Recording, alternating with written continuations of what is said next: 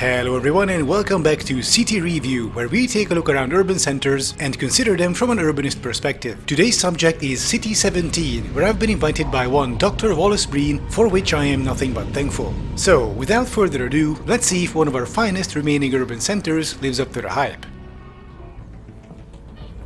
When walking around City 17, the very first thing we notice is the almost complete lack of car traffic. The streets are peaceful and quiet, and, most of all, very safe. Here we have found this beautiful back street area. As you can see, it's a super cute, very narrow street, cobblestones, bollards even, lots and lots of bollards. Despite the minimal car traffic in the center, City 17 does seem to place a lot of emphasis on keeping drivers off the sidewalks, which is actually a great practice. We even found a cute little outdoor restaurant where we decided to get breakfast before moving on. These small back streets are gorgeous. Our single criticism, however, is that they are not really bikeable.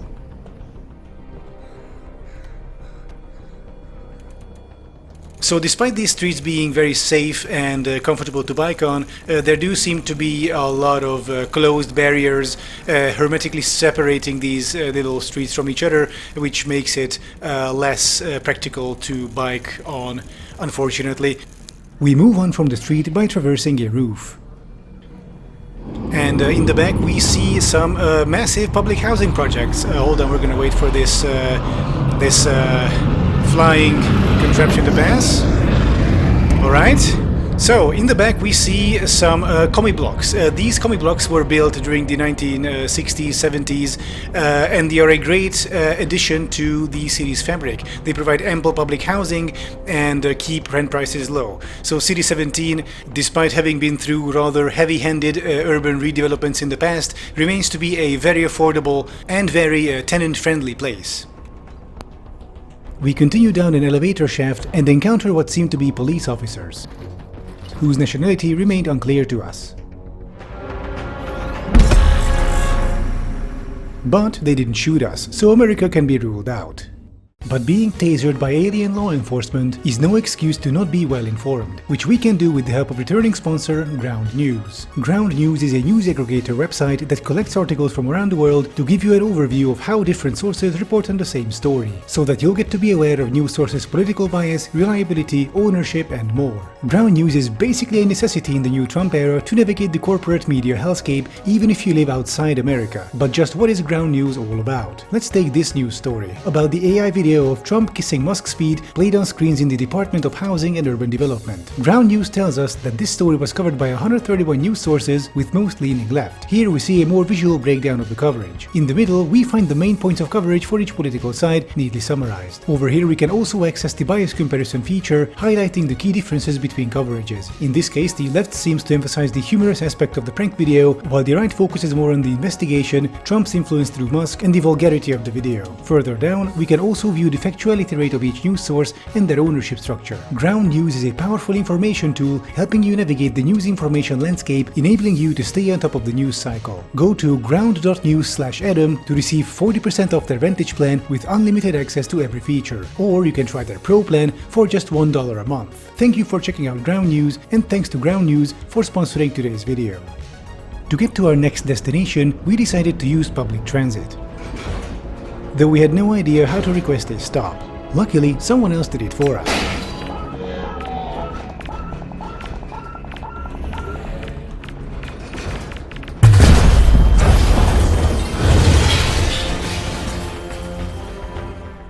Alright, the drivers seem to be taking a break, so let's just wait for the door to open.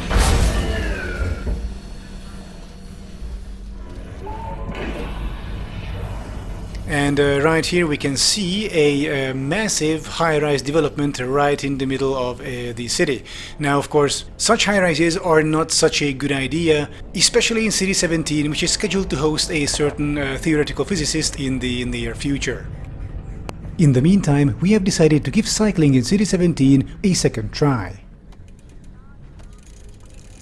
So these streets, while slightly more bikeable, unfortunately come with the same set of issues, namely that the streets do not seem to really lead anywhere, though there is a way out, though unfortunately it is not that bikeable by nature of it being a ramp. You have to sort of jump across. Although, to be fair, with all this being said, cycling in City 17 is so far much less of a hassle than in cities like Prague.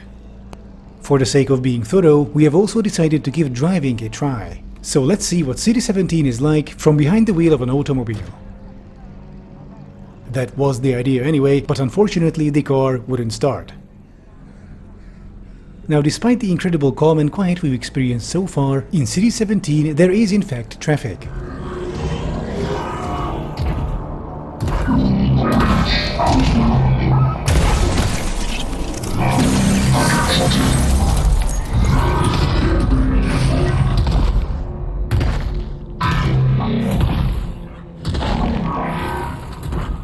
Luckily, much of it is made up by three-legged anthropod synths from the combine overworld, which can use the roofs and facades just as well, contributing to a reduction of traffic at ground level. The area returns to its usual calm. We take one last look at the high-rise, to which we're pretty sure nothing bad will happen, and continue on our journey of discovering City 17. Just walk across these pipes, through this window, through someone's apartment, right across this secret lab, where we decide to take some food with us just in case. Okay, maybe not that. But vegetables are always a great idea. We steal some gravity gloves in the back, and out we go through the trapdoor. So we're out in the back, looking for our train. We have also picked up some essential tools for sightseeing in City 17. We just opened this padlock and we find ourselves right by our train. City 17 is famous for its sprawling, dense train network, which you can use to get very nearly everywhere within the city limits. We board the train and begin our journey, passing through on our way to parts unknown.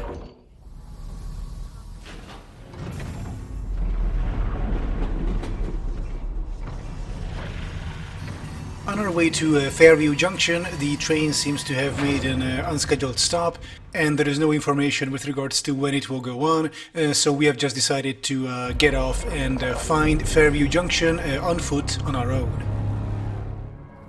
So we are now in the City 17 underpass system. The city has a surprisingly large underpass network. Now, underpasses are not the most ideal in terms of pedestrian traffic, but still we are very impressed by its sheer scale, and of course every city has to work with every city has to work with their inherited infrastructure, which once again City 17 has done a great job of.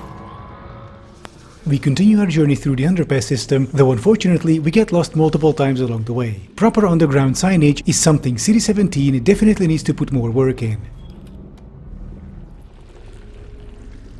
So I believe we're actually quite close to the metro station now.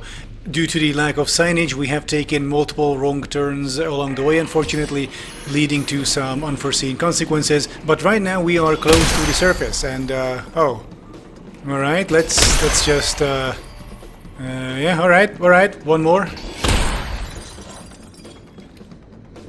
4? Come on. These Gillette ads are out of control. Following some additional shenanigans, we finally make it to Fairview Junction. And already this area is quite impressive. As you can see, oh wow, look, that's a famous City 17 Razor train. Just like the express to Nova Prospect, which we are not about to board today, unfortunately. But here you can really see the sheer scale of City 17's rail infrastructure. There is 1, 2, 3 intersecting main lines, with Fairview Junction just being over there in that direction. And here we once again see these hybrid metro, heavy rail, light rail trains that City 17 is so famous for. So we are going to take a closer look at them right after we give this gentleman back his hard hat, which he doesn't really want to, so we'll just leave him alone. We do want to take a look inside these things, so we'll just head down to Fairview Junction and see if we can board one. But along the way we also come across the Razor train up close and personal. Now these trains are actually quite impressive. They have their own internal power sources and they are highly efficient to moving a lot of humans between destinations. Still, the bulk of City 17's passenger traffic is served by their hybrid rolling stock. Now, for those of you who don't know, the difference between a push-pull set and a multiple unit, which is going to be relevant to us, is that multiple units have multiple drive axles and they're permanently coupled. They tend to be very agile and energy efficient, but they can only be taken apart in a workshop.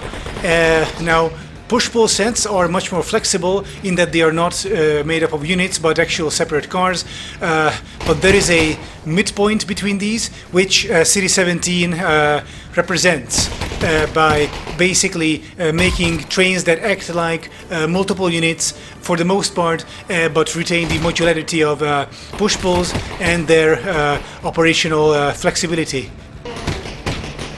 And here we see a train from the inside. As you can see, the seat arrangement suggests that this car is used in local traffic since the seats face each other just like on a metro. Ah, shit! So the interior is rather Spartan, but in City 17 that is more of a feature than a bug. These cars are very, very simple to maintain. They can be mass-produced or repaired en masse. Now if you take a look, it only has doors on one side, which just shows you how confident City 17's leadership is in planning their transit system. The cars themselves don't even have air conditioning and instead rely on natural ventilation through openable windows and vents on the ceiling. To be fair, City 17 is very much up north, with the thermometer usually not climbing too high even during summer. We head down to Fairview Junction proper, just around the corner. But this is also where we have to verbalize some criticism to City 17's administration. Turns out Fairview Junction is a request stop even for those waiting at the station, but the act of actually hailing the train is way too complicated. First you need to walk all the way to this control room, hack open the command console, go and find the power cord to actually operate the console, plug in the power cord, pull out and align each of these discs containing strange alien fauna.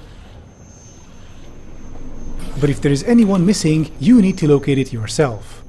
After volunteering for some pest control, we finally found the disc. So we went and plugged it in, aligned the beams, rebooted the console,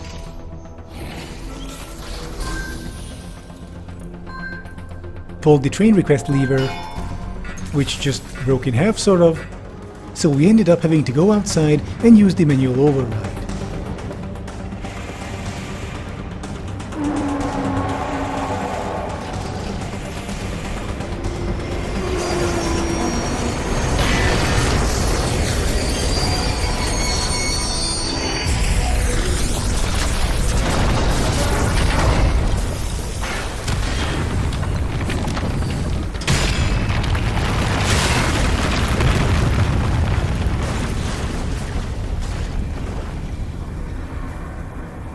This actually did the trick.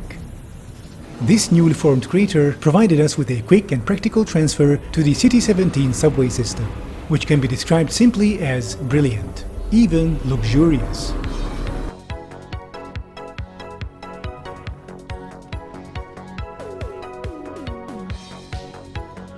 From the gorgeous design tiles on the walls, the automated ticket gates, the electronic information boards, the alien life forms hanging from the ceiling, to a literal hotel luggage cart, City 17's subway system is something to brag about. And, as I've mentioned before, even down here in the subway/metro, we find the same rolling stock we've seen on the surface. This is what true interoperability looks like, a testament to City 17's planners' prowess. The way they can seamlessly blend subway, heavy rail and urban rail all in one big practical package, on par with transit systems even that of Black Mesa. After just a few more firefights, we reached the exit, leading us to this beautiful, quaint little square right in front of our hotel.